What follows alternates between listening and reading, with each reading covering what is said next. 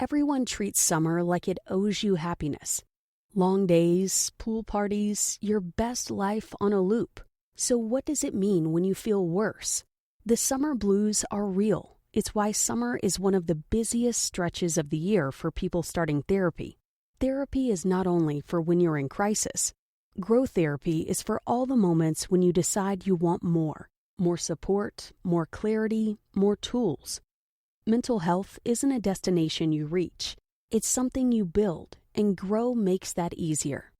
Grow connects you with thousands of high-quality licensed therapists across the U.S., offering both virtual and in-person sessions, nights and weekends. You can search by what matters, like insurance, specialty, identity, or availability, and get started in as little as 2 days. There are no subscriptions, no long-term commitments. You just pay per session. Grow helps you find therapy on your time. The therapist you want takes your insurance on Grow. Grow accepts over 125 insurance plans. Sessions average $21 with insurance, and some pay as little as $0 depending on their plan. Visit growtherapy.com/book now today to get started. That's growtherapy.com/book now. growtherapy.com/book now. Availability and coverage vary by state and insurance plan.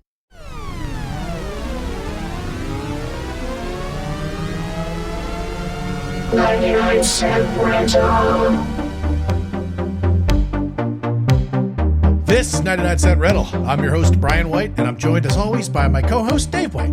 Hey, Dave, how you doing over there? Oh, hi. Pretty well. I've been listening to the news. That's a bad idea. Well, it is.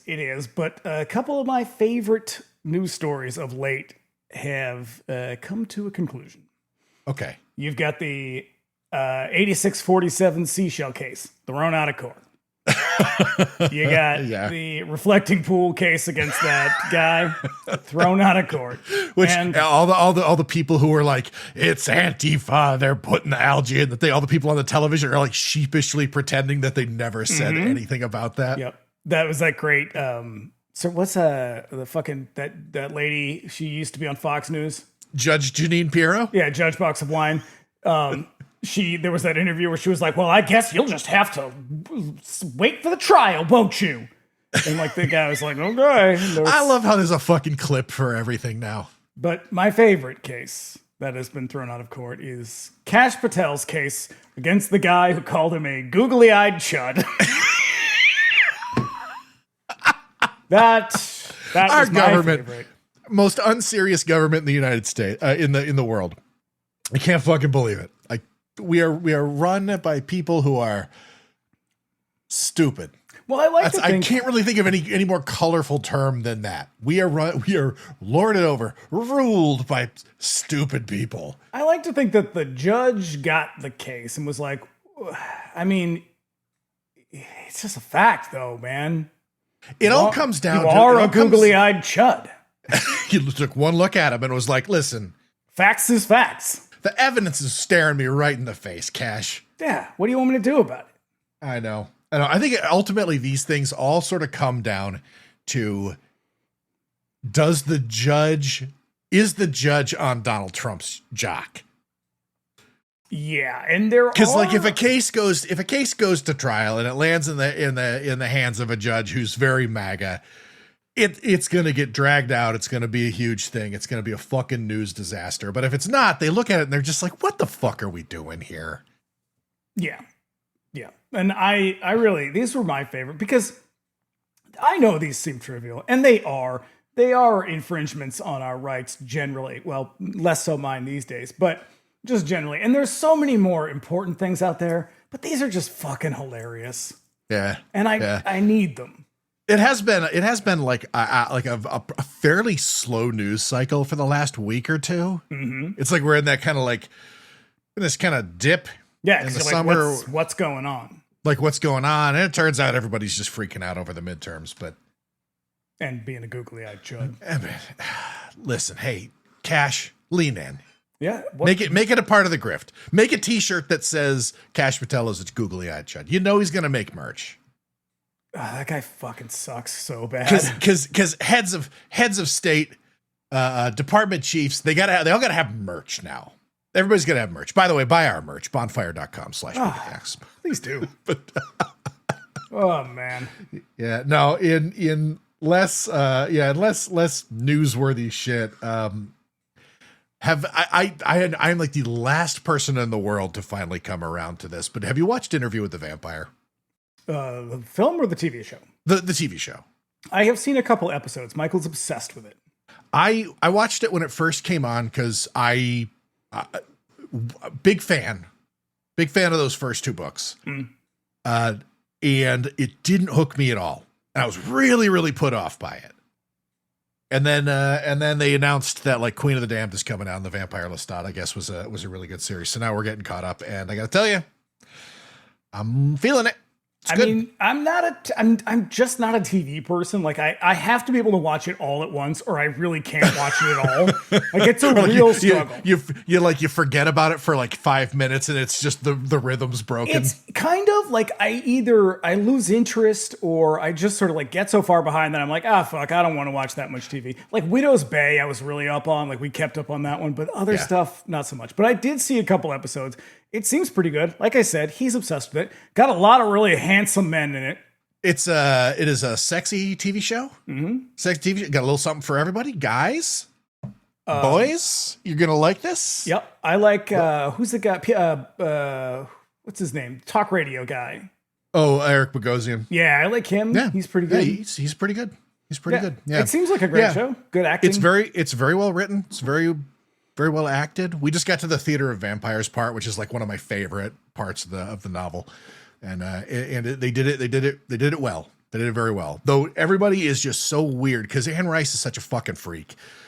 She put like child vampires into it, but in the context of the story, it kind of works. But when you put it up on screen, it's weird. Yeah, it's a little. And so they age everybody up just a little bit, so it's not too weird. And they just absolutely refuse to make the vampire Armand a child as he is in the novel. And so he's another handsome, swarthy gentleman in this one. I just picture him as Guillermo. I kept trying to remember as the part was coming up. I was like, what about that character, Guillermo? Because that's all I could think of is What We Do in the Shadows. But no, it's good. I'm looking forward to the next part.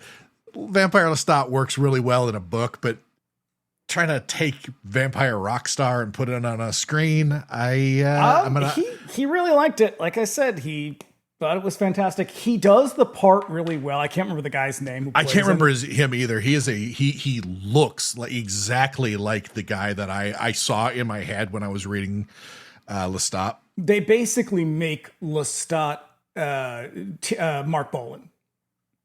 Like a little less frilly, a little less kind of okay, because in Queen in the Queen of the Damned movie, he's like a heavy metal guy, like a rock star. But like when I read it, she very obviously patterned him after David Bowie. Yeah, he's got a little bit of Bowie. The music's a little more T-Rex.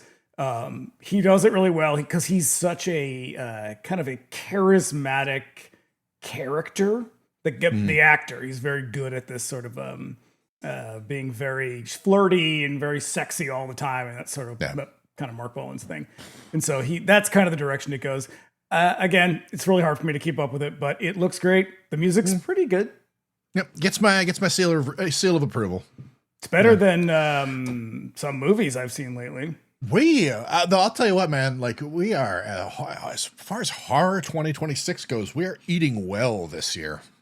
I have not seen any good stuff lately. I was just thinking the other day. I'm like, oh man, our wrap up is gonna be interesting. I've got more hits than misses. The miss is fucking miss so far, but I also I haven't seen a lot of new stuff lately. Yeah, I've been trying to keep up with it as it becomes available, or like if I can get out to the movies and see it. But that's kind of rare. So I kind of usually have to wait for stuff to stream. But it's so far I've been impressed. I'm looking forward to Teenage Sex and Death. Yep. Gonna see that in a couple weeks. Nice. I already got my tickets. Nice. Oh, shit. Well, it's hard to explain to someone who never had the experience what a trip to the video store was like back in the day. Shelves were choked with absolutely bizarre crap made on tiny budgets, completely divorced from any recognizable reality, and it was the best. We intend to talk about every one of them. And just before we get into it, here's a little housekeeping. If you want to keep up with us between episodes, you can also find us on Instagram at Bring Me the Axe Pod. Dave's over there at that Queer Wolf. Give us a follow. I encourage you to give us a follow. You know, we be posting silly bullshit. Like the main feed, it's all, you know, that's how you keep up with what we got going on, because we got a lot of shit going on. But, you know, stories, the occasional reel, we'll hit you with some funny shit, some art. Yep. I'm back on my street art thing lately. Been wandering some new neighborhoods. There's a lot of street art up there. Big fans of art here in It's magnificent. Toronto sounds like a fucking magical wonderland. I ain't gonna lie. Pretty great city. Yeah. And if you don't know, we have another show called Bring Me the Axe. Our latest episode covering the gooey horror of Incubus is out now. Yuck. Oh boy, that's a fun one that apparently nobody listened to. Wow. Nobody. I got a comment from a listener who basically said all the tooth talk at the beginning just made her shut it off. Listen to me right now. It is not my fault that my teeth are falling out of my head. I'd like a little sympathy if I could get some. A little support would be nice. Oh, shit, yeah.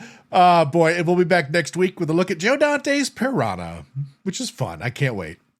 You can also contact us directly at 99centrentalpod@gmail.com with any questions, comments, or suggestions. Do let us know if there's a cheesy movie that you love and like to hear us give it the business. And if you'd like to support us on Patreon, you can look us up over there, patreon.com/bringmetheaxepod. There's a couple of tiers you can join there. All paying members get ad-free episodes. Subscribers at the $5 a month tier can look forward to our bi-weekly X-Files rewatch pod. Do you think I'm spooky? Latest episodes look at the gooey explosive episode, F Masculata. Didn't care for that one. And we got Soft Light coming out this week, I believe. Oh, that's a good one. That's a good one. And Tony Shalhoub. Look, I don't, as far as I know, there's no talk of teeth on Patreon. No. There's also our monthly Bring Me the Axe Millennium Edition, a bonus episode in which we explore modern horror movies. The current episode is Look at Mandy. Fun episode. I had a good time with that one. I love that movie. It's a good movie. Yeah. All Patreon subscribers, even the free tier, get access to our Discord server. You know, if that's an unfamiliar term to you, it's chat rooms. Pop in, have a word. Chat rooms, everybody. Remember chat rooms, AOL. America Online. Remember CompuServe? It's like that shit. We got a bunch of it's channels. like Prodigy. Yeah, pop in there and just chat it up with other listeners. It's fun. Paying members get access to additional channels, like voice and video chat, and the watch parties option. You'll watch a movie with us on Friday night. The subject of Monday's episode, the Friday night before it comes out. We watched this one, had a good time. Which is weird, because this movie's fucking terrible. The movie's so bad. But that was it. That was the charm. And I'm toying with some other ideas. I really want to play a role-playing game, and so I'm starting to think I might gauge listener interest in a weekly or bi-weekly gaming sesh. And hey, I don't know if this sweetens the deal or not, but I generally do not participate in this stuff. So if you've had enough, Dave, if you're not a fan of me, it's a Daveless oasis for you. I'm generally not in there. Once again, that's patreon.com/bringmetheaxepod. Hey, don't sleep on Laughing in the Dark, our Are You Afraid of the Dark rewatch podcast. I am on that, so just be ready. No, we have a lot of fun. No teeth talk. Nope. No teeth talk. Lately, a lot of diarrhea talk. Hey, just what's in the news. It was topical. It was topical when we recorded. That's with our friends Eileen from Uy Que Horror and Mikey from Morbid and the Rewatcher. You love them. You know them. Out now wherever you get podcasts. And lastly, if you like what you hear, you can subscribe to us wherever you get your podcasts. We're also on YouTube. Search us by name and subscribe if you prefer to consume your podcast that way. And you'll be doing us a favor by leaving us a 5-star review on Apple Podcasts, Spotify. Take a minute. Make me smile. Yeah, here's a fun story about, quote, Mikey, unquote. Earlier today, he's stringing up some lights outside on our deck. And I said, hey, you should probably come inside. And he was like, why? And I was like, because there's a raccoon right there. Those raccoon pictures were so cute, though. And he was like, you know what? I'm just going to finish doing what I'm doing. This raccoon sitting there on the ledge. This got his little paws up on the ledge, trying to see what you're doing. He's so that was the other day. This was today. These things like you got friends now. I think this might turn into a problem. They look so fucking cute though. Well, they're also wild creatures. Yeah. And if you listen on YouTube, do us a favor, give the episode a like and leave a comment. We love hearing from you guys.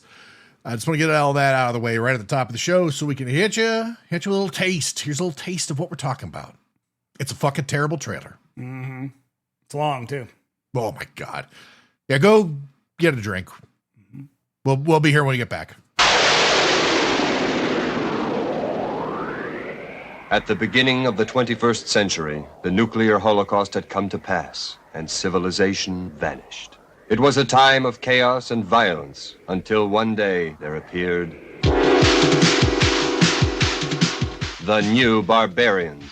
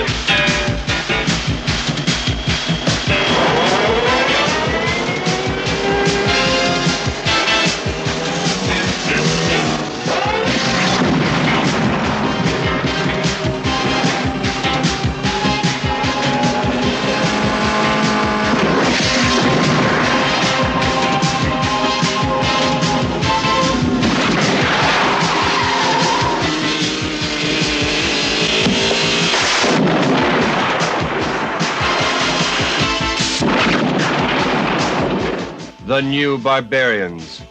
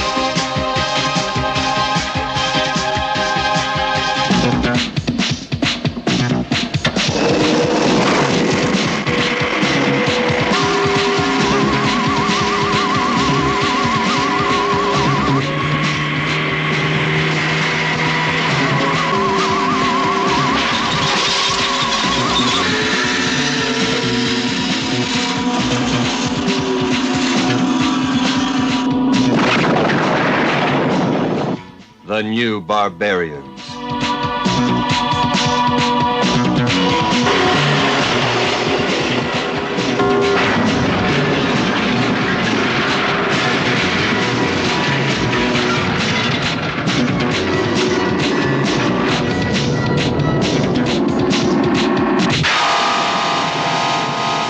Oh my God! Finally. Hey, what's that movie called? The New Barbarians. The New Barbarians. Fuck. Yeah. Hey, I don't know. Listen, I don't know what listener behavior is like. Like maybe you guys go and you actually watch the trailer. I'm not even sure. We've just been doing it since the beginning of the podcast. I'm honestly not sure what kind of value the trailer adds to the experience. But in that case, that trailer shows you literally the best parts of the movie. Like there is no longer any reason for you to watch this movie because you just saw all the good parts. Yeah. It's the movie's not good, and it has been a very long time since I've seen it. It was the same thing. Like I couldn't remember the last time I saw it. Maybe like 20 years ago was probably like the last time I saw it, and I had vague memories of it. I always get it confused with Endgame in my head because it's basically the same movie. This what's the one that Except Endgame. because again I also confuse it with other movies, but I can't remember which one. Exterminators of the Year 3000 is I think the one that I'm always confusing this with, because let's face it, they're all the same fucking movie. Yeah, Warriors of the Year 2072. That's the Fulci one, right? Yeah. Actually, that movie's pretty good. Okay, that one's pretty good. The Fulci one and Endgame are almost They're pretty identical. much the same movie, yeah. They're basically the same movie with the same cast even. Yeah, except Al Cliver is the star. He's the main guy in Endgame, yeah. Jesus Christ. Yeah, as I remember watching this, we were watching this in the Discord, and I was like, just if I remembering the right movie, I was like, I think the bad guys in this movie are a little gay coded, and then like a little bit, about halfway through the movie, I was like, oh yeah, that's right, they are. They're not just a little, they're very gay coded in this movie. Well, we'll talk a little bit more about that when we get there, because I don't think they're gay coded exactly. I think people maybe read them that way. The only things that really imply this, well, let's just talk about it now. Well, the thing is I think it's a really fucking funny detail that really sticks out to me, because obviously Fabrizio De Angelis and Enzo Castellari, obviously, they watched The Road Warrior and they looked at this gang and they were like, why are they all dressed like leather daddies? And then they saw that Wes has like his own boy, and they just hooked into that as a very significant plot point that they just had to have in their movie. And, neither is done tastefully, because the only thing, fucking Fred Williamson calls them queer at one point. Yep. The only other thing that implies homosexuality is a rape scene. Yeah. So to infer homosexuality from those two things is a pretty big fucking leap and kind of an offensive one. Yeah, because let's save it. We'll talk about it when we get there. Because one's motivation for all of that isn't to just because he wants to fuck with this guy. It's because he wants to break his spirit. Right. I mean, neither is okay, but it's so fucking stupid. Yeah. We our inclusion of doing this movie is simply, we started this very podcast looking at the first movie in what is basically a barely connected trilogy. It's a trilogy in that they were all filmed at the same time by essentially the same people. Literally back to back across 6 months. Yeah. And so then we did Escape from the Bronx last year. May as well round it all out, just get the whole thing complete by doing New Barbarians this one, because this is the movie that falls in between. So let's talk facts. The year was 1983, year of our Lord. Yeah. So here were some other post-nuke movies released in 1983. So many. 2019, After the Fall of New York. That's not a very good movie. I love that one. It has a fantastic soundtrack, though.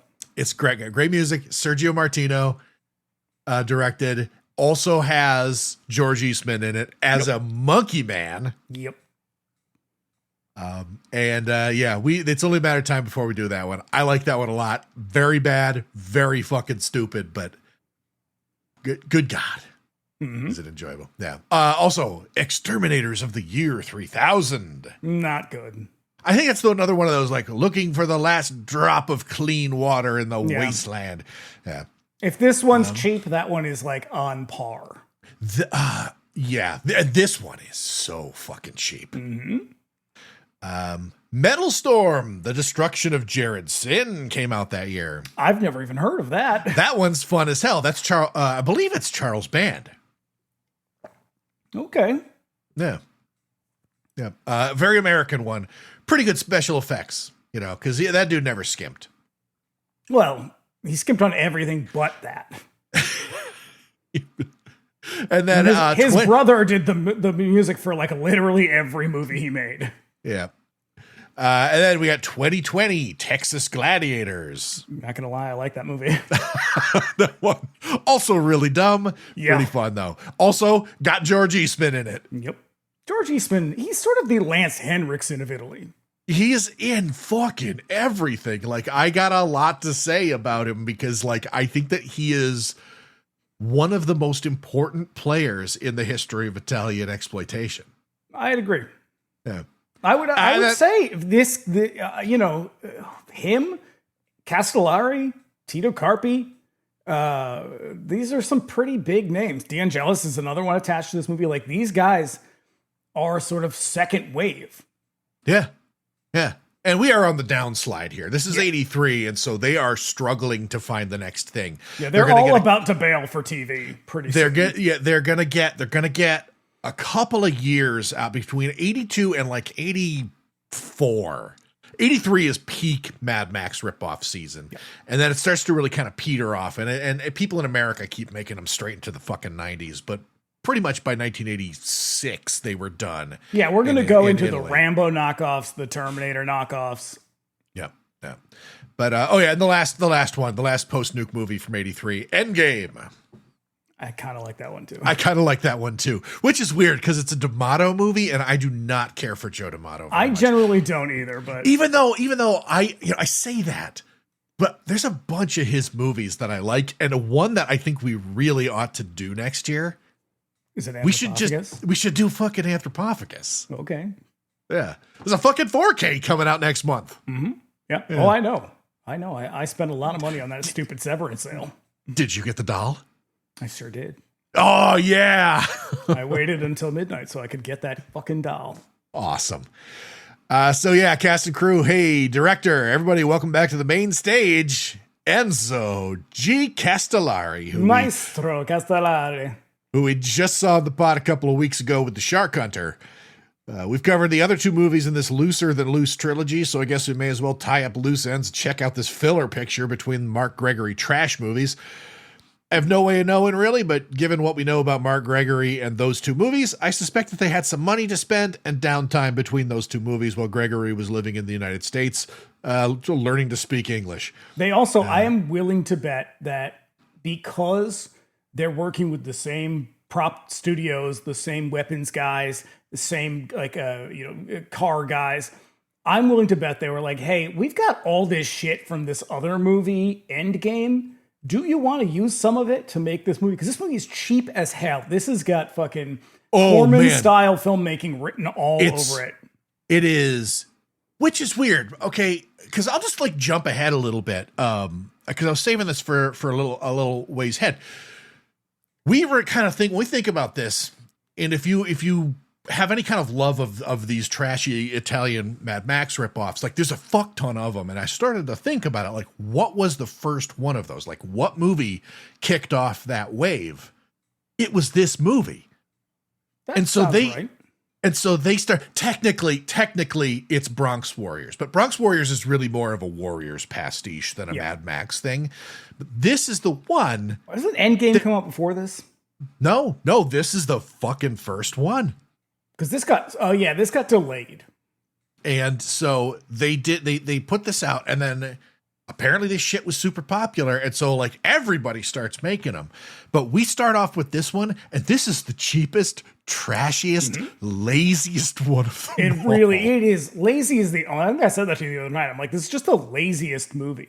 And the weird thing is, Castellari, we've watched his bad movies. He has made really good movies. He has really fucking good movies. Yeah. Inglourious Bastards is so fucking good. But even beyond, like The Big Racket, Heroin Buster, Cold Eyes of Fear, these are fucking awesome movies. Yeah. I think one of his best and like very, very, nobody fucking talks about it. Eagles Over London is so good. That's another one. So good. And That's it's a very Carpy movie. Yeah, it's very ambitious. It's got a lot of like airplane model combat that looks like airplane models, but it's like nobody else was fucking doing that. They'd go out and they would get like, what's stock footage of like World War II stuff. And it's got a little bit of that, but they didn't have like shit. Like he was working on a scale much bigger than his contemporaries, which is. And I think the thing with him too, with regard to all of that, a lot of the times that shit can come off as like, oh, you just needed money or you wanted money. I think Castellari and a lot of these guys just really loved making movies. Like they thought it was really fun. And so when someone was like, hey, we've got another one, he's like, great, I'll do it. Sure, why not? Yeah, like you get that feeling when you watch those interviews with him and like Franco Nero and stuff like that, where they have this kind of dynamic between them, kind of like John Carpenter and Kurt Russell, where they just are very happy to be together and they enjoyed each other's company and they loved working on this shit together. Yeah, Fred Williamson says the same thing. He was just like, it was always fun to work with him. We had a great time. He knew what I was good at and he respected me and it was great. My observation of Fred Williamson in this dog shit movie is that he is he's just happy to be there. Yep. Unfortunately, Fred Williamson, not a great guy, but yeah, I know, but you take what you get. Yeah. Some criticisms that I've seen of this movie point out that it makes way too much use of slow motion, where its primary inspiration, George Miller's Road Warrior, is all low-angle, high-speed car action. But the difference is that Miller had a budget and Castellari did not. Yeah, Miller also had a fuckload of talent when it came to doing exactly that thing. And the craziest stuntmen in Australia. Castellari, as we said, very capable director, but without any money to make a big roaring engines action movie, the best he could do was this, and there was just no goddamn way he was going to shoot the same sort of exciting car crashes and speed with these little Italian Fiat buggies. Yeah, it is difficult to even call these things cars. Like, I'm surprised that they put them in the trailer at all, because like the moment you see like the first one come crashing through the stack of barrels, it's like, oh, that shit's so cute. Like the guys on the motorcycles may as well be driving Vespas around, It's they're on dirt bikes. It's not like they're on, something larger. Oh God, I know. So our cast, we got Luigi Montefiore, George Eastman, if you're nasty. God love him. Love him. 6'9". Damn. 6'9", fucking nearing 7 feet tall. Crazy. Arguably best known for his role in Joe D'Amato's Anthropophagus, the first movie I ever saw him in. It set my expectations for him whenever I saw him in anything else. George Eastman just... What's that Greek movie that takes place in Greece? That's Anthropophagus. No, something about Scorpion. Scorpion with two tails? Not Scorpion with two tails. It's the one, but it's like the Scorpion's tail, I think. Oh, okay. Yeah, I don't know. That's what it's called. It's Giallo. Very good. Yeah. All I think He's about another one. He's another one that's like, he was a pretty good actor. It was just that these guys would just take whatever. Yeah. George Eastman just munching out on handfuls of his own guts just really stuck with me. Or sometimes eating a baby. Just ripping it right out of the lady. He's gonna eat that baby. Gotta eat a baby, man. It's when you're hungry, you gotta eat a baby. It's right there. But he was a busy man, mostly by way of director Joe D'Amato, who put him in just about everything he did.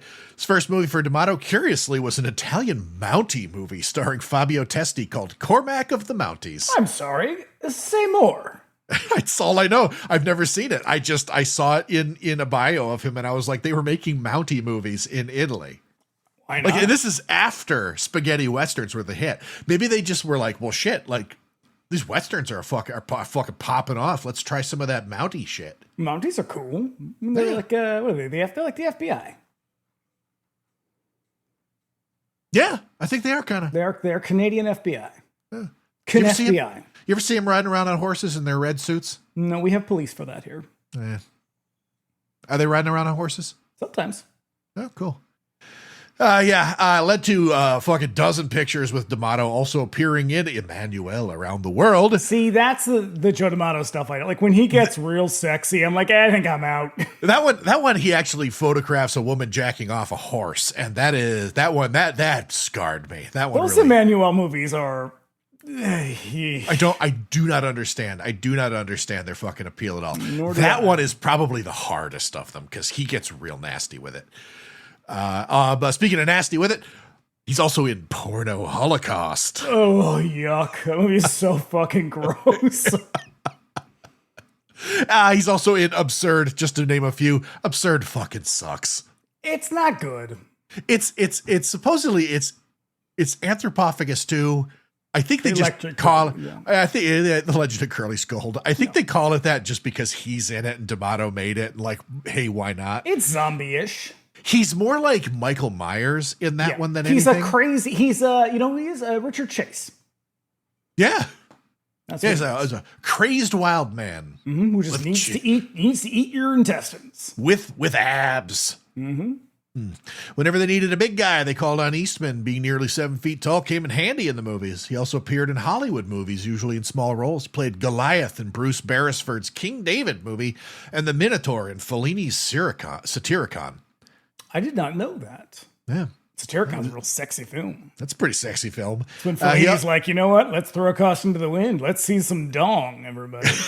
Yeah, he was also a producer and a writer with his name on movies like 2020 Texas Gladiators, the Travolta exploitation movie American Fever. Fun.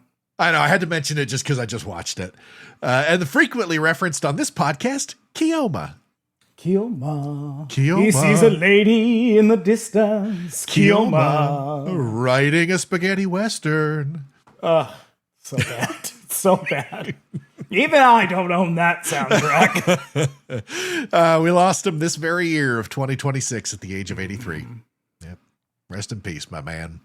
We have also got Giancarlo Prete, the star of this here ridiculous movie. Prior to acting roles in movies, he was a stunt man, and based on the stunts we see in this movie, I find that dubious. Yeah, not a very good one. Yeah, not a very good actor either. His earliest stuff, given his good looks, passable enough for a James Bond-style role, were in Eurospy movies that aped all of the 007 movies, and adaptations of popular fumetti like Satanic, a sort of female analog to Diabolique. If you want, you can get that from Terror Vision, I believe. The movie? Mm-hmm. What, Satanic? Yep. Oh, all right. Yeah. It's not very good. I watched it on Tubi. What's the one? What's the other? There's another one that Lindsay made. It escapes me now. Diabolic movie? No, it's not Diabolic, but it's a Diabolic-like one adapted from a popular fumetti. The guy, he wears a skeleton suit. Oh, Fantomas? No, it's not Fantomas. Fuck it. I'm going to cut this part out. I can't remember what it's called. I can picture what you're talking about. Not good. Very, very boring, though. Yeah. I only know Giancarlo Peretti from, he's in Street Law. Yeah. Yeah. We last saw him on this podcast in Escape from the Bronx as the bomb-obsessed Strike. Mm-hmm. And as he aged out of action movies and the money drained out of the Italian exploitation industry, he moved over to directing dubbing for foreign movies for the Italian market. He's also in Lady Hawk. Remember Lady Hawk? He is in Lady That's Hawk. A movie about a lady who turns into a bird at night and she falls in love with a wolf man or some shit. Yeah. So like, I think in the day she's a That's hawk. a Hollywood film. It's a good movie, man. I think it's got what's her name? Matthew Broderick is in it. Matthew Broderick's in it. Michelle Pfeiffer is the Lady Hawk, and Roy Batty is the Wolfman. Really? Yeah, Rutger Hauer. Yeah, I don't know that I've seen. I think Rutger Hauer as a leading man is a strange choice. It's not a bad movie. It ain't great, but it's not a bad movie. Yeah, she's a hawk in the day, and he's like a fucking animal of some kind at night. It's been a while since I've seen it. Star-crossed lovers. But yeah, you get Matthew Broderick and a slice of cantaloupe at the end. You get a good meal. Yeah. I mean, yeah, it depends on who's driving the car, I guess. Dark. Yep. Oh shit. So yeah, and then rounding it out, Ennio Girolami. Whereas brother Enzo was a man behind the cameras, Ennio took to acting before the cameras. I've already seen him playing the president in Bronx Warriors. He's back again in a righteous wig to drive silly little Italian buggies. Not just a wig. That is a wig and a bumpet. That's a bumpet. Is that a bumpet? Yeah, there is some height to this thing. It is fucking fantastic. Yeah. He just comes in here to drive silly little Italian buggies around a rock quarry.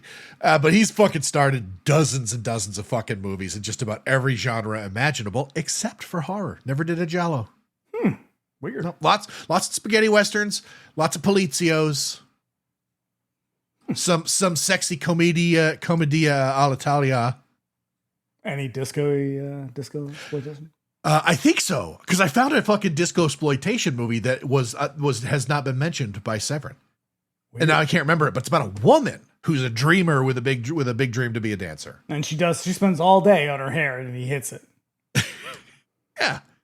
yeah, you know. So yeah, let's give a special shout out to the music of this movie by one Maestro Claudio Simonetti, who was phoning it in.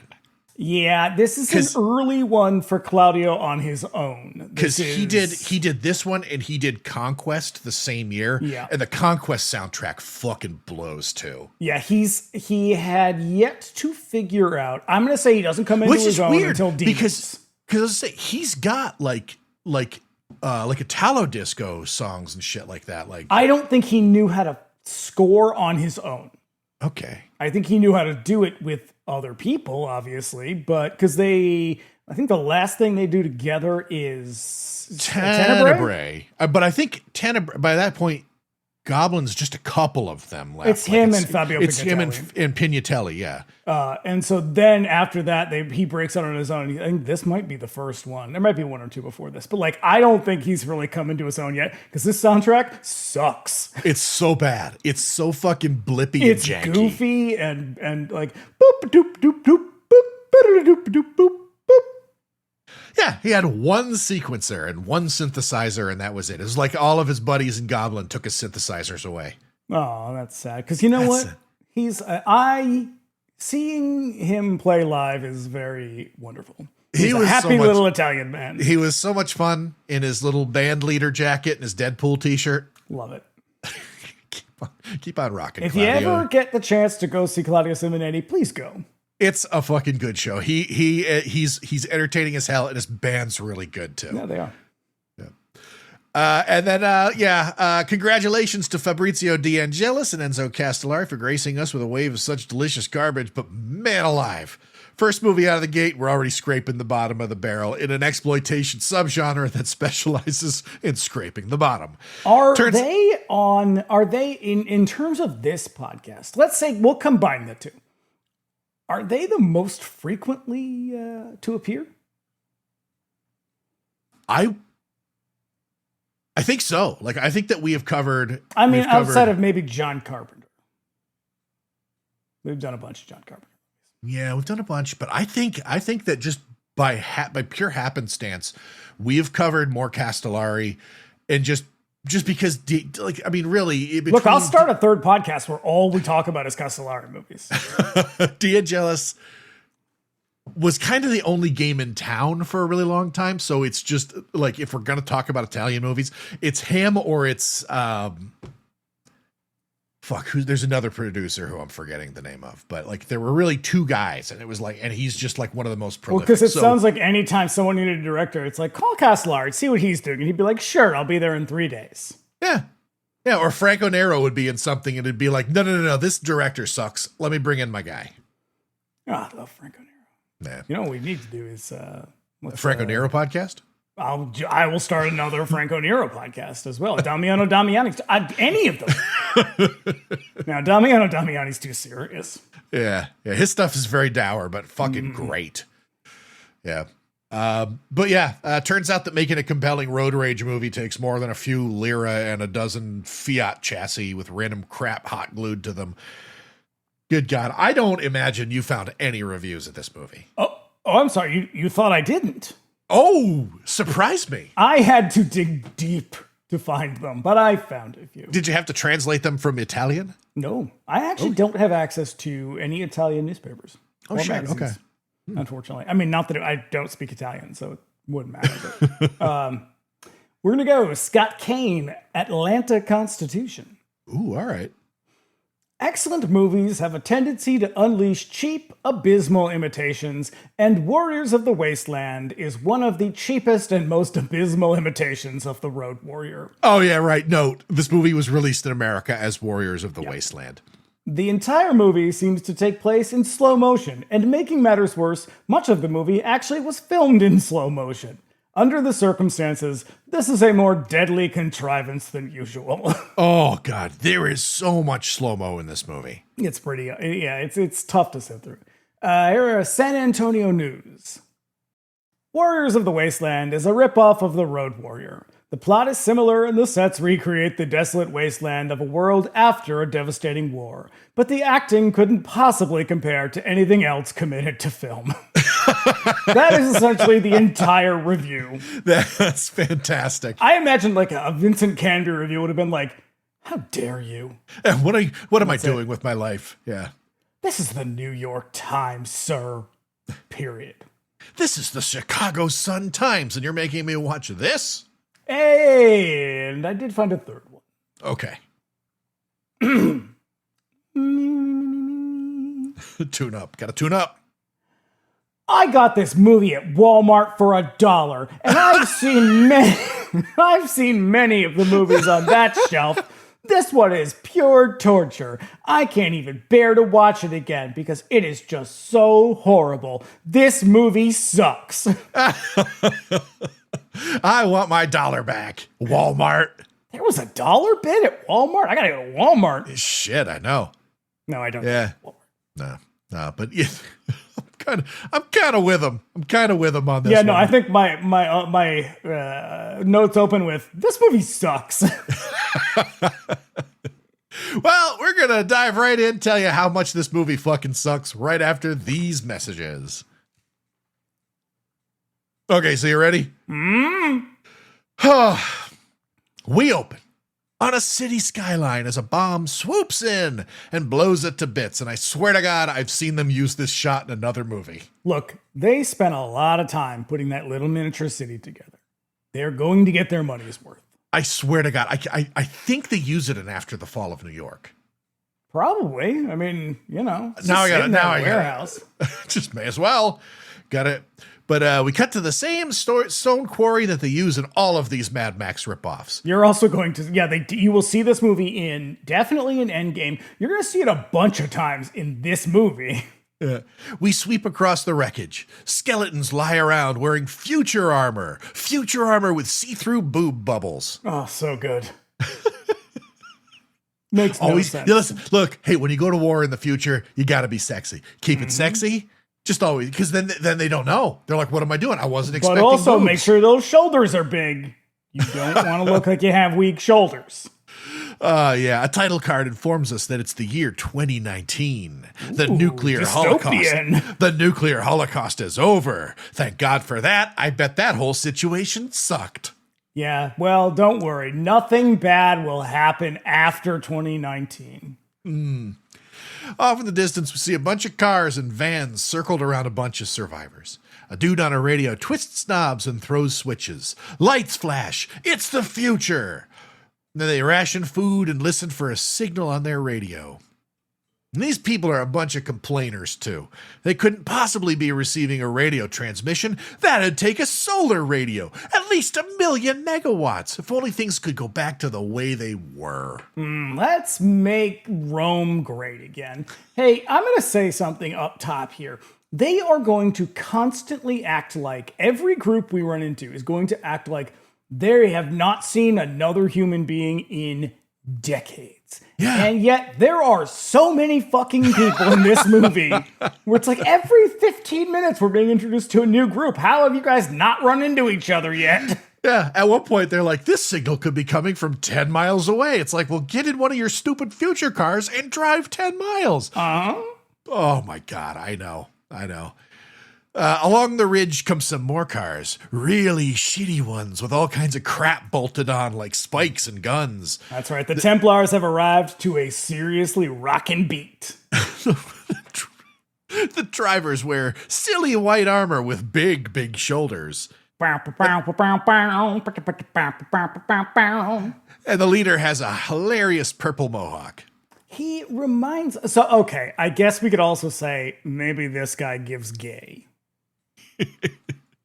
They swoop down in their ridiculous little golf cart cars with the huddled survivors run in fear. It's the Templars. Per Templars. It's the Templars, they keep saying. The circle, the survivors, start shooting them with their laser guns. And now, a gunfight. They came to dominate this particular band of traveling folk, but also to demonstrate their super sweet tricks and dirt bike jumps. Look, hey, you got those dirt bikes. You don't have a whole lot of opportunity to do sweet shit with it. May as well. Because one, you try to pop a wheelie around one, he's probably going to have you killed. Mm-hmm. And then do sex stuff to your body. So they circle the survivors, start shooting them with their laser guns, and a gunfight ensues. And everybody starts shooting each other with their crazy laser guns. A bunch of silly stunts with motorcycles jumping over cars in slow motion, explosions sending people flying through the air in slow motion. Everything's just slow motion. This movie is so stupid. Purple Mohawk guy has a secret cannon under the hood of his car, and he blows some stuff up with it while giggling. Mm-hmm. Yeah, here's the thing I know about Enzo Castellari.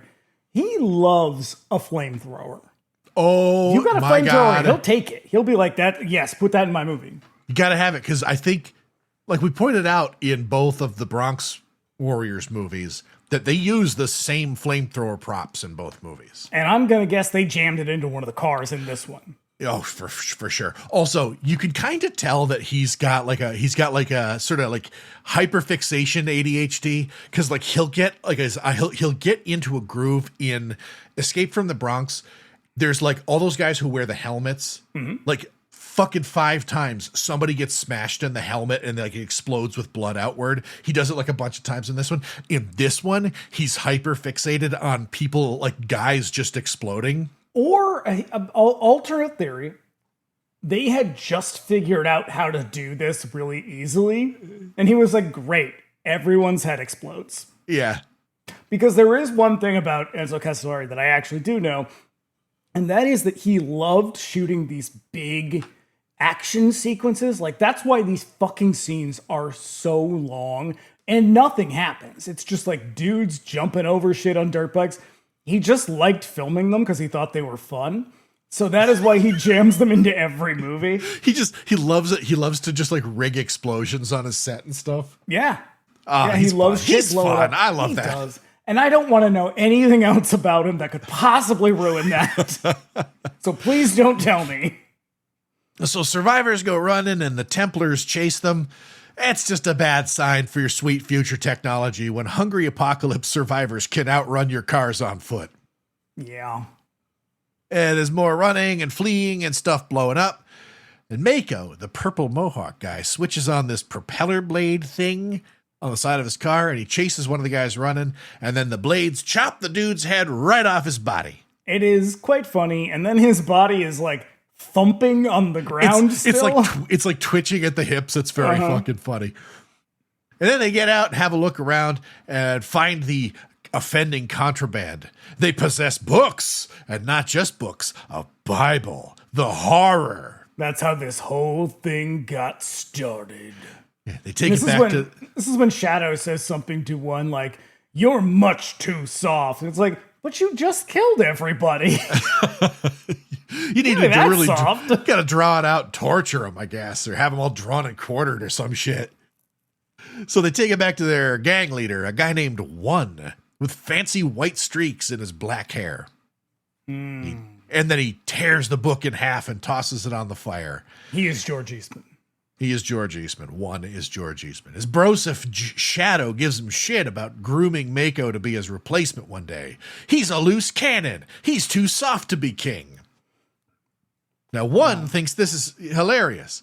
King of the wasteland. The world is dead. It raped itself, he says. What does that even mean? It's just hard edgelord dialogue. And then he riles up his guys and they chant his name. Shadow tries to talk sense into him. Those people had a radio and a signal was coming in. One, somewhere out there, there's still a civilization, but it can't be true. No, Nothing it can is be left. true. You're going to keep running into them over and over again. How has this not already happened? Were they all just down the road from you the whole time and you didn't even know it? Yeah, apparently like civilization is just down the road a piece. I mean, I guess it kind of makes sense. Yeah. We're out here killing the last remnants of humanity. Oh, so back at the burning survivor camp, a bunch of gibbering freaks paw through the wreckage like animals. And off in the distance, a car arrives with a big lit dome on the roof. It's like that car Homer Simpson designed that tanked an entire car manufacturer. Or it's also like the Batmobile. It's a crappy Batmobile. It's the original Batmobile. It looks like shit. Its driver is a steely-eyed survivor man who kind of looks like Mike Brady. And what's that on the front of his car? Why, is that a big skull that you might find on the front of a motorcycle in another movie? Same thought. They were like, hey, I really liked the motorcycle on Trash. I like the skull on Trash's motorcycle. Let's do that. Well, he hit to our other movie, and D'Angelos was like, perfecto. They'll love it. You know, Roger Corman used to be like, I've got 3 days left. I've got a couple $1,000s, and I've got all these fucking actors standing around. Let's knock another one out. Castellari was like, oh yeah? I've got no money left, a bunch of props that are glued down to other shit, and people are probably waiting on me to do something else. Let's make 2 more. Oh yeah, he had an idea. It was like, hold my limoncello, amico. Oh, shit. So, Mike Brady gets out for a look around and finds one lone survivor dying in a car. He demands to know who did this, but what does it matter? The end is already here. The world already raped itself. How much worse can it get? And when he's not looking, those freaky scavengers attack, and he just calmly shoots them all. They might have been more effective if they attacked him all at once and from different angles. Instead of just one at a time. No, one at a time, running up on him in single file. They are not very good at this. And when they're all done, Mike Brady finishes off the dying man at his request. He drives his silly little future GTO out to a spot where he finds an ice cream truck covered in tinfoil and random mechanical parts. I call them whirligigs, whiz-bangs, and doodads. It's like post-apocalyptic steampunk. Is that gyros? Is that what those are? Yeah, gizmos. So he snoops around, but before long he's stalked and then attacked by hands of an unseen assailant with a really deadly slingshot. Little tiny hands. And they exchange fire for a while, and then the attacker comes literally rolling down the hill. It's a kid, and not just any kid. It's goddamn Bob from the house by the cemetery. Shoot him! Oh God. As soon as I saw this kid, I was like, shoot him right now. He's laying right there. Finish him off.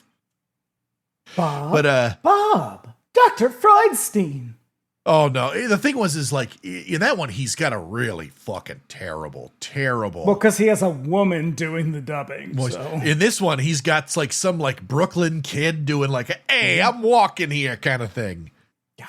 Yeah. But also, I don't know that we ever actually get to hear his voice in anything. Probably not. Maybe in what's the last one he's in? The Blade in the Dark. Maybe in that one. Is he in Blade in the Dark? I know he's in Demons. He's in Blade in the Dark is his last movie. Oh shit! All right. He's the kid he plays the composer. He's the young version of him. Oh, okay. With the ball in the basement. Apparently, I've seen this movie a lot more than you have.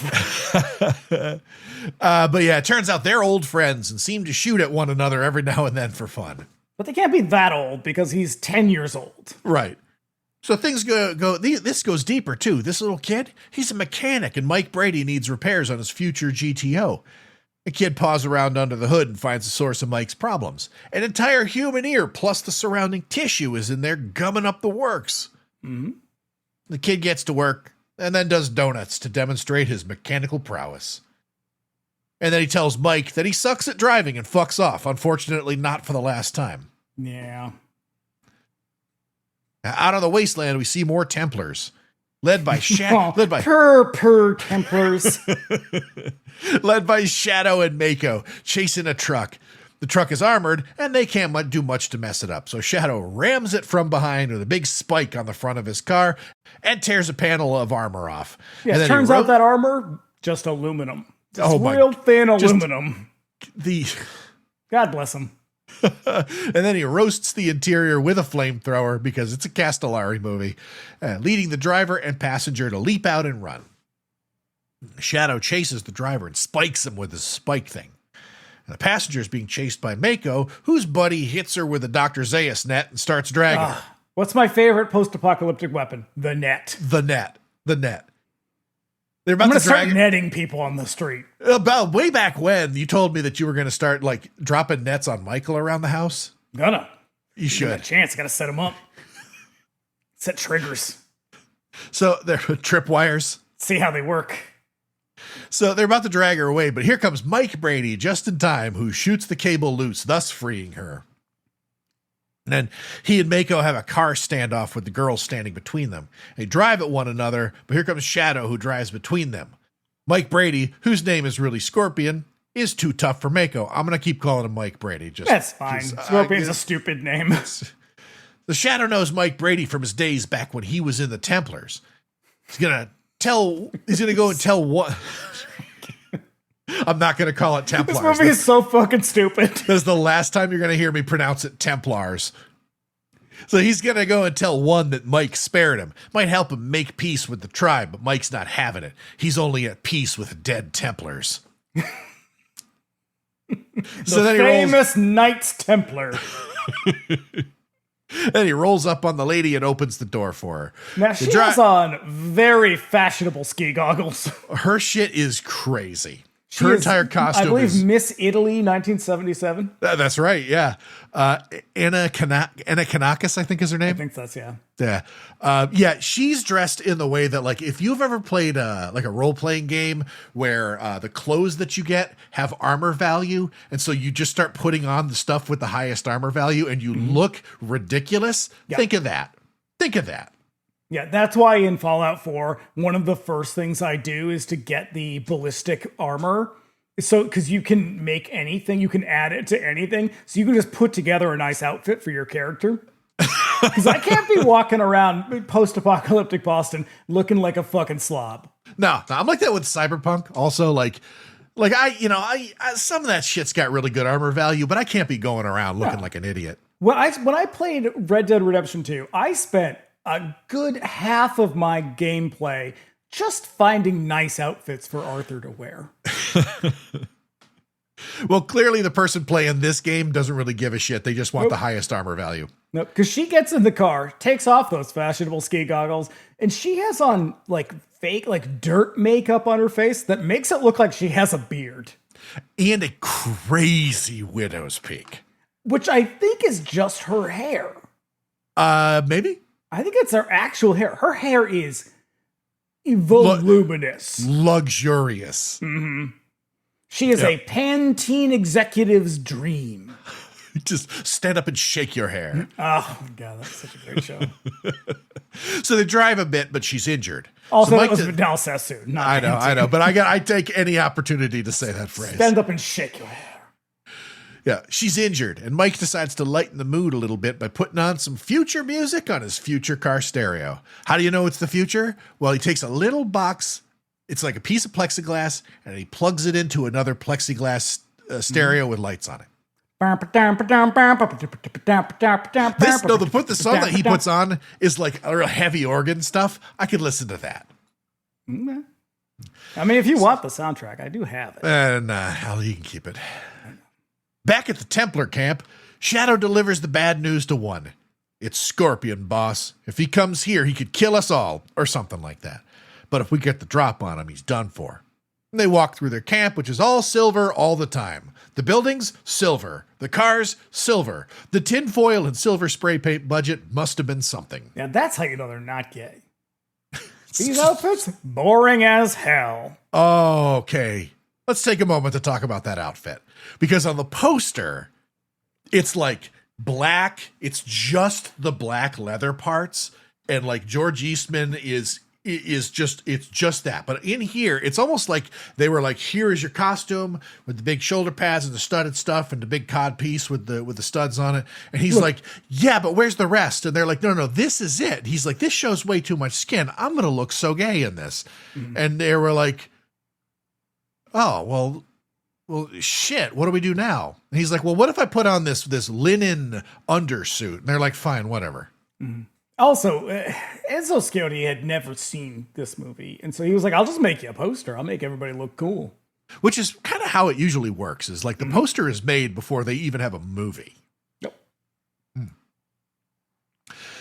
So, Shadow implores one. We have to do something about Mike Brady. Remember how they're going to think you're gay. Remember how he humiliated you last time? What if he comes for your precious boy Mako? What then? Jesus, Joe Rogan, calm down. Oh, listen, one. If you look at hieroglyphics, it'll reduce the inflammation in your body. Whoa. Yeah, Jamie, look that up. Recently, where Jamie goes, I didn't have to look it up. It's not true. Jamie's got to he's walking on thin ice when he talks back to Papa Joe. Mm-hmm. So one assures Shadow that he wants much more than Mike Brady's life. He wants his ass. I mean, his pride. He wants his pride. Did I mention that the Templars are very gay-coded? So Mako makes plans with his boys. They're going to go over one's head on this one. They're going to go out and get Mike and be done with the whole situation. And once we have Mike's head, we can take over the whole gang.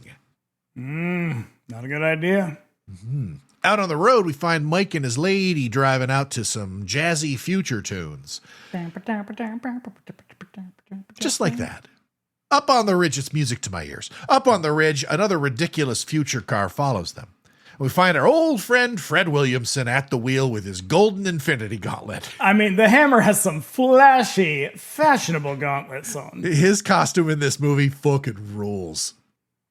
So at night, Mike puts the moves on the girl, Alma. He tears at her clothes, but it turns out that he's really just trying to get a look at her injured shoulder. Hands to yourself, Scorpion. She thought that he was going to assault her, and then because he didn't...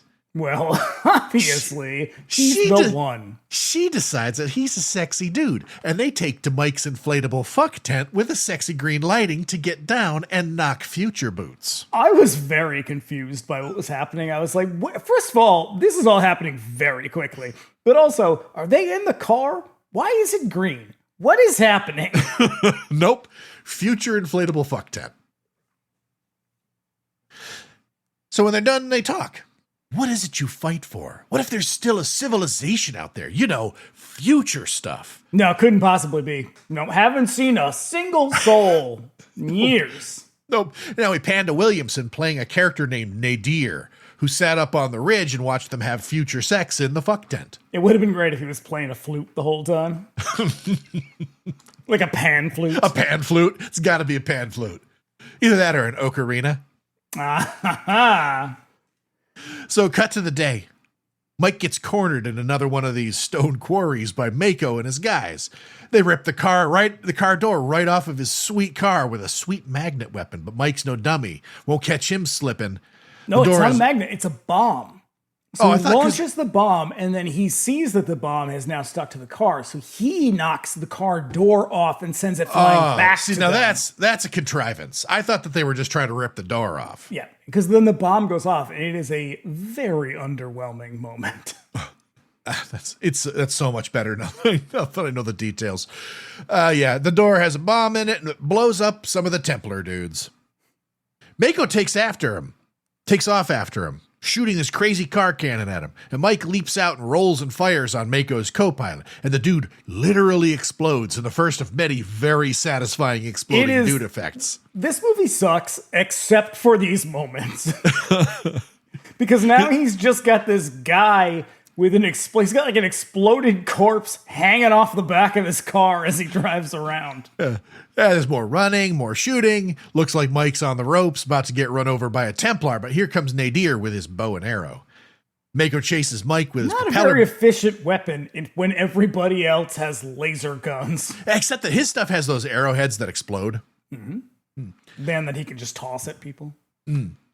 So Nadir shoots an arrow, which blows out a big hole on the road, giving Mike a place to dive into and hide.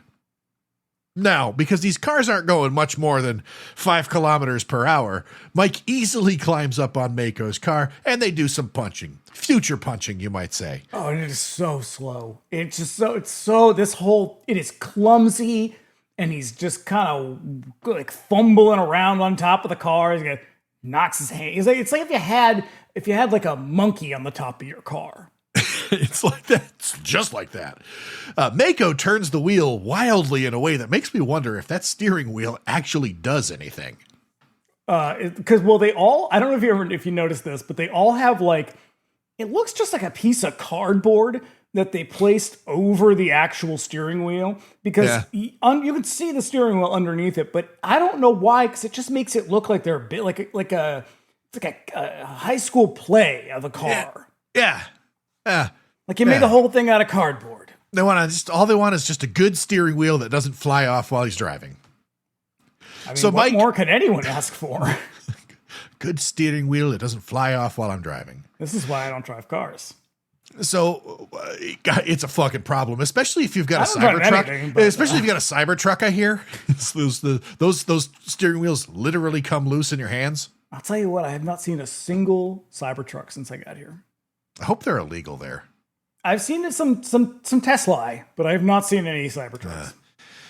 Mike gets Mako right out of the driver's seat as they fight. The car just keeps on keeping on because it's the future and cars could probably do that in the future. And then he presses Mako's head to the ground and he falls out, getting dragged under the car and the wheels. It's cool as hell. It is fantastic. Because he gets like obviously it's like a dummy, but he gets like sucked up under the wheel well. It's great. It's so good. The last of the Templars try to clean up business, but Nadir shoots him with an arrow and then he vanishes like Batman. And with only one Templar left, Mike tells him to take Mako back to his boss as a warning. When all this nastiness concluded, Mike pulls up on a pond to get some water. That annoying future car engine sound lets us know that Nadir is approaching. He also knows Mike. Everybody knows Mike Brady, apparently. The cars, every vehicle in this movie makes the worst fucking sound you've ever heard. It's awful. It's so bad. It's so bad. Now he approaches Alma. He approaches, but Alma leaps out with Mike's gun and points it at Nadir. Then he also scopes her out, literally, using his bow scope so we can get a look at her sexy, sexy future outfit. Don't like it. Don't be a pervert, even in the future. She can't keep the gun on him for long, though. Injured shoulder, remember? And so then Nadir, she doesn't just drop the gun, she, collapses. So Nadir takes them to a band of survivors he crossed away his back. What? Nope. No, there's no other people here. Back in the Templar camp, they're giving Mako a funeral. They have him laid out on this future hammock that's suspended over the ground by what looks like bungee cords. And for a while, I was convinced that for his funeral, they were just going to fling his body into the air. That would have been fantastic. Funeral by catapult. Oh, I am revising my will. But I was disappointed. When one is finished monologuing about being the messengers of death, killing literally everyone, yada yada, he just shoots some bullshit under Mako, which starts a fire. Kind of like a Viking funeral, I guess. And then they execute the Templar that returned with his body for, I don't know, failing, I guess? Now, one is bummed. Mako was the chosen one, and he disobeyed him. He's also the hottest one here. The way he trims his beard, cool. Fucking cool. Oh, with the little waves? Yeah. It's like spikes, like a shark's jaw, you know? Mako? I envy anyone who actually goes to a barber to deal with their facial hair. So Shadow... Too lazy. Shadow commands everyone to find Scorpion and kill him, but no. One tells him that Mike's banging body will be his. No, I mean, vengeance will be his. Vengeance will be his. Also, I realize you already wrote the script, but just keep in mind, the homosexuality part really just comes from implied rape. So let's just take our foot off the gas a little bit. I'm sorry. So Mike and Nadir drop in on this camp full of future Christians whose radio is picking up a Morse code signal. Okay, so Nadir says to them, they worship something called God. Yep, got that right here. So this is what he's going to say to them. Now go on, please. It's a real signal. There's people out there broadcasting it, and they're right nearby. Praise future Jesus, we're saved. And it's tense there. Mike and Nadir could be bad guys for all these Jesus people know. And Nadir and these Jesus people, they're the only good people in the movie. Just FYI, the Christians are the only good people in the movie. Yeah, and Nadir does look really weird in his gold armor. He explains to Mike that these people are all right. They can maybe help Alma, and that they believe in some wacky concept called God. Can you believe it? Now, keep that in mind when later on he says something about how heaven is dead. And I was like, so you've heard of heaven, but not God. Yeah. Okay. Weird. Yeah. So they hand her off to these Jesus people so they could take care of her shoulder, and then they ask about the Templars. You guys need to beat it. They're basically right over there and bloodthirsty. And Mike recommends that they split, but they can't for a couple of days for, I don't know, fucking reasons. Mm-hmm. Alma decides to hang with... Oh, it's because their trucks are broken. Oh, that's right. Yeah. Alma decides to hang with the Jesus people and asks Mike to also, but no way, baby. I'm a wanted man, and I'll just bring the Templars. Nadir, meanwhile, hooks up with a sex lady in see-through sexy clothes from the future. Who says to him, you look like a healthy guy. And I wrote, not a weird thing to say to someone at all. She talks like a robot. And for a while, talks like I was convinced that the she royal was a penis robot. is clean, Your Highness. That's all I kept thinking. I also wrote, is she the camp lady? Yeah. She's going to do some meditation, maybe speak about holy scripture that kind of makes it sound like they're future Israelites traveling away from captivity in the wilderness. So now Mike pops into Sex Lady's apartment to bid farewell. He's got to hit the road where the Templars have laid a trap. And this scene is so fucking weird. This is one of the weirdest scenes in the movie because it feels like it's ad-libbed. Oh, sure. Nah. They ride out in their silly little golf carts, but Mike's ready for them and shoots a missile out of his trunk. He's pretty good at killing Templars, but it's no use. There's too many of them, and they lead him right into their clutches. One waits for him at a roadblock and shoots the decorative skull right off his car's hood. Don't like it. Also, the leader of the Christians, his name is Moses. Father Moses. So, because she's like, what do you think his name is? And he's like, and Mike Brady's like, I bet it's Moses. And it's like, so you know who Moses is, but not God? I feel like this is willful ignorance at this point. Hey, just shh. Just ask too many questions. Back at camp, they have Mike trussed up in this future bondage rig.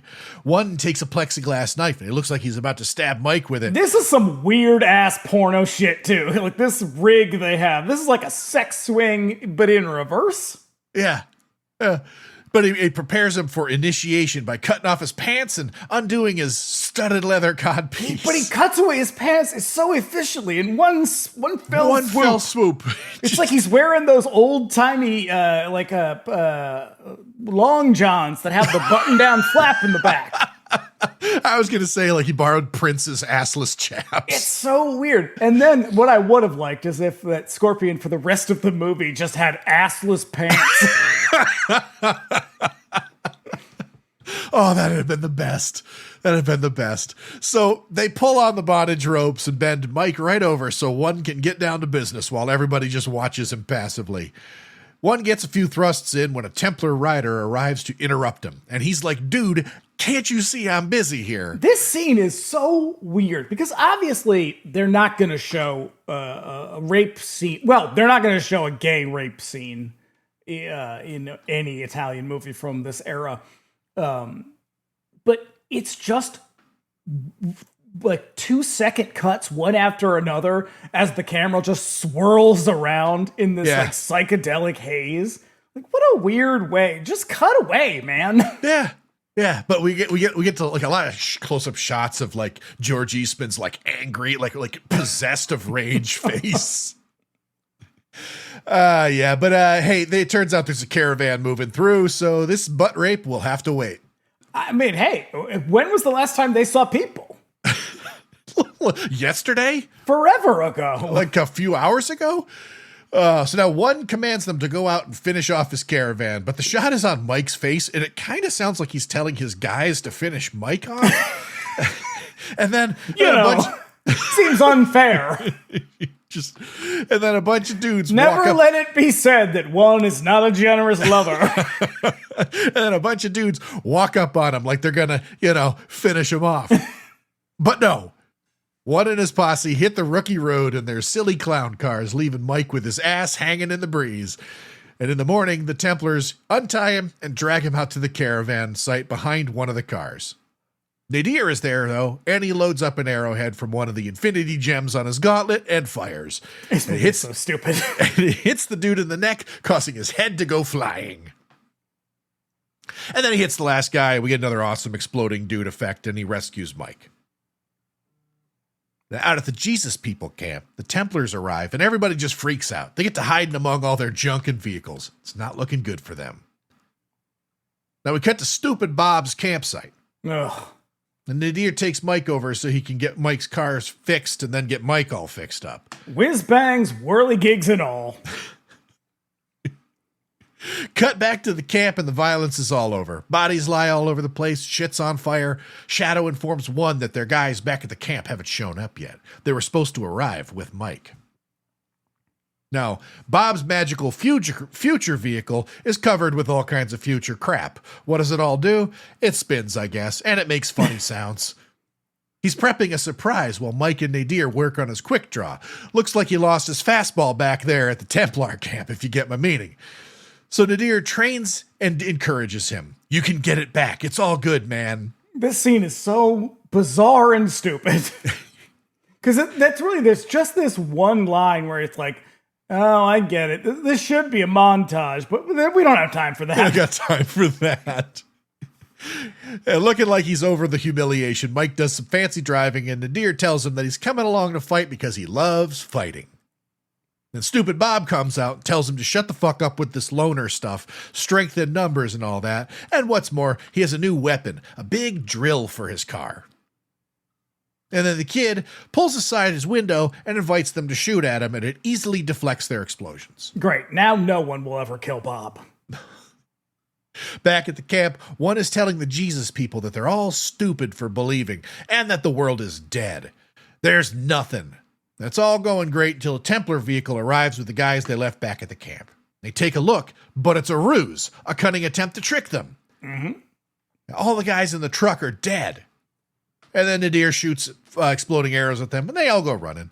Mm-hmm. And Mike arrives in a big poncho, and he circles one. Wah, wah, oh, yeah. Wah, wah. This is lifted directly from A Fistful of Dollars. Yep. Like, so, shot for shot. Shot for shot. Except Clint Eastwood didn't have a sweet, like, plexiglass set of boob armor. This ridiculous, sexy, curvy body armor. Oh, but yeah. First of all, so he shows up. And, we walk in, we do the Fistful of Dollars thing. We do the without the whistling, not the super cool whistling. Alessandroni whistling. Oh, okay. By the way, just a little FYI, classic whistler, among other things. Good whistler. He was a very good whistler. That's why he always did whistle. He whistles on fucking everything. God, listen, if you're good at whistling, man, like, fucking live it up. He was also a really good composer and an incredible guitarist, among other things. But whistling, top shelf. Yeah. So this shit goes on forever. Oh my fucking God. They just walk around this junkyard for like 10 solid minutes. I literally have a note that says, somebody do something. Somebody throw a pie. And then he whips off his poncho to reveal his sexy, curvy body armor. And this is a say something piece. Oh, shit, yeah. What if armor had shoulder pads? And why is he shirtless? I know. Look, I wonder if they were like, here, you're going to put this on. And he's like, listen, man, do I have to wear the shirt? I work on this body like crazy. Yeah, I don't want to be shady here. Like, he's fine. The guy's got like 55 years old, probably. Yeah. He's got the body of a 55-year-old who has taken care of his body pretty much his entire life and still works out. But he's still 55 years old. There's nothing to stare at here. It's like a upscale dad bod, we'll call it. And he was like, this thing? He's no, like, we're "Listen." not hiding this under a bushel. So yeah, they holster their weapons and then they have a showdown on the street. And one draws first and he shoots Mike a bunch, but he doesn't even flinch. Pulls a poncho off. That's right. He's got Bob's window armor, like a future version of a fistful of dollars. And then everybody starts shooting, and Bob has a slingshot. It's just dropping dudes all over the place. And To the goofiest soundtrack ever. Oh, this is the fucking worst of it. It's like he was just randomly hitting keys. And Nadir shoots people with arrows, and Shadow gets the people at the wall, and he holds them hostage while one gets in a funny car and drives away. Yeah, the music is kind of like, if I was like, hey, I want sneaking music, but I'm going to be really obvious about it. Blip, blip, blip, blip, blip, blip, blip, blip, blip, It's blip. that. It's the underground levels of Super Mario Brothers. So now Shadow is about to shoot Alma, but Moses gets in the way and he dies instead. And then he just starts shooting the rest of them while Mike stalks the campsite in his silly bubble armor. I guess feel like Mike's like, well, fuck those guys, I guess. I guess I kind of get the boob window armor from the beginning of the movie because you really want to protect those. I guess. I mean, you pretty much want to protect all of it. That's where all the important stuff is. Listen, these are the money makers. So when he's not looking, Mike shoots Shadow in the face with his laser gun and then takes out a few more dudes before running for his car with the jet engines on the back. And Nadir and Bob take care of everything else like a bunch of fucking chumps, and nobody expects a kid with a slingshot. There's also some fun exploding dude effects. Now Mike catches up to one, and his speedometer says 250. 250 what? Miles per hour? Kilometers per hour? Unlikely given the fantastic speed of these stupid buggies. Steps per hour. More like 250 centimeters per hour. Oh. I know. I got him with that metric system shit. They never see it coming. They drive like crazy, and Mike deploys his drill, which is mounted to the front of his car, like a car penis in a way. He drives up on one's car and drills right through it, right into his ass. And then his car crashes and explodes in a huge fireball, like it's full of old paint and oily rags. It's sort of like, so that's the end? Like that's Oh that's no! how it Oh ends? no! Oh no! Give me a minute! Give me a minute! Oh no! There is an ending. It's confusing. Mike Extremely confusing. Mike returns. Let me tell you how I interpret this ending. Mike returns to the Jesus People camp and finds all the Templars dead. And Nadir and Bob are all good. So Nadir takes off into the sunset with his weird sex lady, and Alma climbs out of the wreckage. And Bob comes over and takes Mike's hand, and I guess they're all a big, happy, very hetero family now. What in the future. Fuck is that? First of all, we have seen this kid twice in this movie, and both times he's been a total shithead. Yep. This movie is terrible. Yeah, and then we fucking roll credits on that nonsense.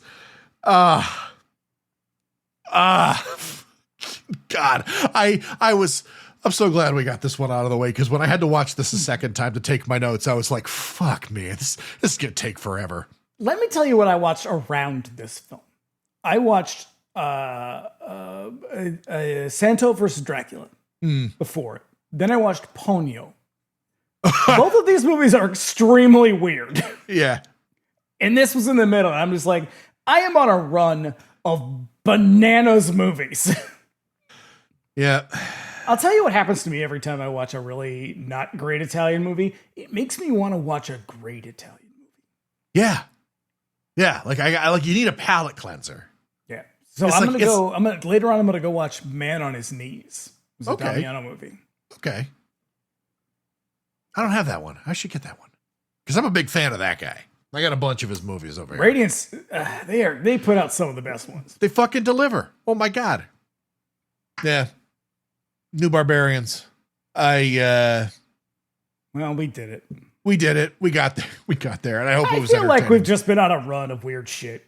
We've been, in a weird, like little thing. Now we're about to get out of it. What do you think, listeners? Do you think you don't like my teeth talk? You're not going to like my new podcast, Teeth Talk. That's for sure. You got to get through 30 minutes of Teeth Talk before we talk about Franco Nero. Teeth Talk with Franco Nero. I thought the fucking Incubus was fun. The Incubus one was incredibly fucking fun, because we got to talk about sperm a lot. We get to say that word a lot. And if you thought I was done talking about sperm, listener, think again. Mm-hmm. No, I don't. I don't know where else that's going to come on. I just did. I just gave you a little more. That's true. That's true. A little bit more sperm talk for you.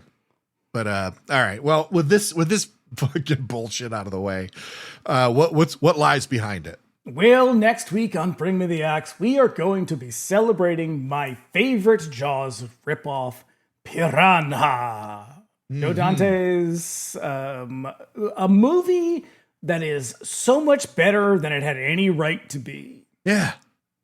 It's an excellent film. So we're going to watch that.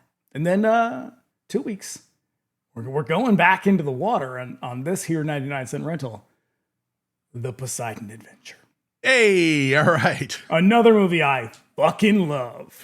Is that Irwin Allen? Yes, it is. Yeah, right. So we have to talk about Irwin Allen, the fucking master of disaster. Oh, I'm going to talk about all my favorite terrible Irwin Allen movies. Because there's there's a lot of them. I don't think it's the last Irwin Allen movie of the year.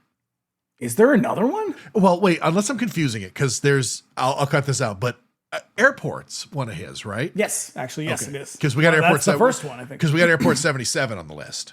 Yeah, so I think that's just by extension, but yes. Oh, okay, yeah. But you get more. We're gonna get more Shelley Winters talk. Oh boy, and she's the fucking worst in this movie. She's becoming a real regular on the show too. Her and Ernest Borgnine can fuck off together. Fucking awesome, cool. So be back next week for Piranha, and then we'll see you in 2 while our ship capsizes in the Poseidon Adventure.